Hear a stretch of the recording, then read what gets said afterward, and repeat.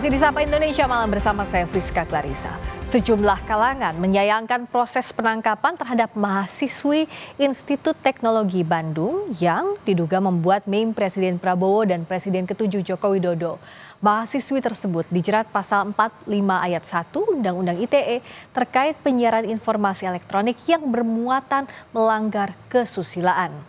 Dari data yang dikeluarkan Amnesty International Indonesia, sebanyak tahun 2019 hingga 2024 terdapat sebanyak 530 kasus kriminalisasi kebebasan berekspresi terhadap 563 korban. Pelaku didominasi oleh patroli siber Polri, yakni sebanyak 258 kasus dengan 271 korban. Dan laporan pemerintah daerah sebanyak 63 kasus dengan 68 korban.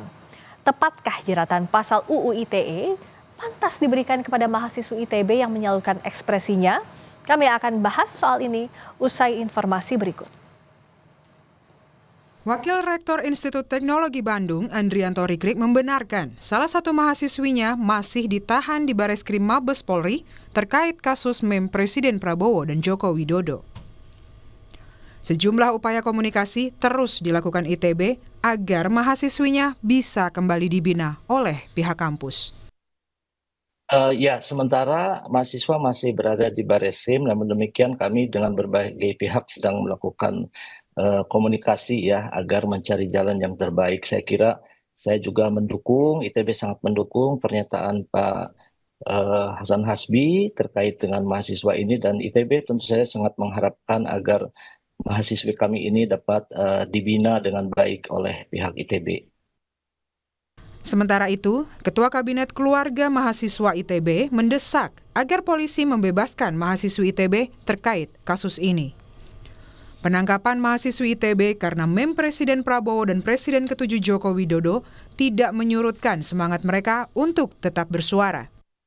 Dari kami sendiri sebetulnya tidak ada ketakutan, justru ini malah makin membakar semangat kita untuk pada akhirnya lebih bersuara dan lebih kritis lagi terhadap kondisi yang ada gitu ya. Karena memang kebebasan berpendapat, kebebasan untuk berekspresi dalam mengkritik sesuatu itu harusnya dijamin dalam undang-undang, bahkan dijamin secara internasional juga gitu. Dan kebebasan berpendapat untuk pada akhirnya mengkritik sesuatu itu tidak bisa pada akhirnya langsung dipidanakan seperti itu. Dari kami sendiri sekarang sedang melakukan upaya-upaya yang terukur juga gitu, supaya nanti pada akhirnya teman kami itu bisa bebas secara penuh. Kepala Komunikasi Kantor Kepresidenan, Hasan Nasbi bilang, mahasiswi ITB yang tengah diproses hukum terkait kasus meme Presiden Prabowo Subianto dan Joko Widodo lebih baik dibina, bukan dihukum. Kalau ada pasal-pasalnya kita serahkan ke polisi, tapi kalau dari pemerintah, itu kalau anak muda, ya mungkin ada semangat-semangat yang terlanjur, ya mungkin lebih baik dibina ya, karena masih sangat muda, bisa dibina bukan dihukum gitu. Karopenmas Divisi Humas Polri, Brigjen Truno Yudo Wisnu Andiko dalam keterangan tertulis mengatakan, benar, seorang perempuan berinisial SSS telah ditangkap dan diproses. Tersangka dijerat pasal 45 ayat 1 Undang-Undang ITE terkait penyiaran informasi elektronik yang memiliki muatan melanggar kesusilaan. Direktur Eksekutif Amnesty International Indonesia, Usman Hamid, juga mendesak pembebasan mahasiswi ITB. Usman menyinggung jaminan dan perlindungan kebebasan berekspresi.